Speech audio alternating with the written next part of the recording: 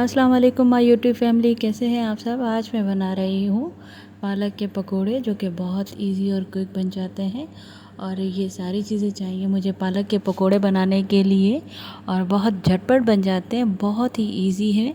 सबसे पहले तकरीबन मैंने 1 कप बेसन ले लिया है और उसको अच्छी तरह से छान लिया है। उसके बाद मैंने इसमें हाफ़ टी स्पून नमक, हाफ़ टी स्पून लाल मिर्ची पाउडर और 2 पिंच हल्दी, और इसके बाद मैंने इसमें शामिल किया हाफ़ टी स्पून से क्वार्टर टी स्पून जो है वो धनिया, और half tea spoon chaat masala, और हाफ़ टी स्पून ज़ीरा। ठीक है, ये सारी चीज़ें डालने के बाद अच्छे से हम इसको कर लेंगे मिक्स।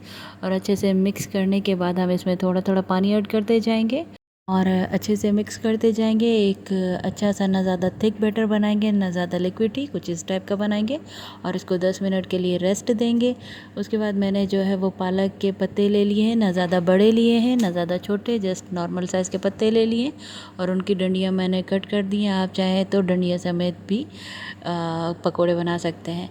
फिर मैंने इनको 1 बाय 1 पत्ते को डिप करती गई बेसन में, और इसको ऑयल गरम करके फ्राई करती गई। ठीक है, जैसे हम आलू के पकोड़े बनाते हैं, सेम उसी तरह से। लेकिन पालक के पत्ते को आप डंडी से नहीं पकड़ेंगे, पालक के पत्ते को आप साइड से पकड़ेंगे, क्योंकि अगर आप डंडी से पकड़ेंगे तो वो टर्न हो जाएंगे। हमारे पकोड़े बन के बिल्कुल रेडी हो गए हैं, और पालक का जो पत्ता होगा वो अंदर से बहुत क्रंची होगा। आप लोग ज़रूर ट्राई कीजिएगा, मुझे कमेंट बॉक्स में बताइएगा। मेरा चैनल लाइक, सब्सक्राइब, शेयर कीजिएगा। अल्लाह हाफिज़।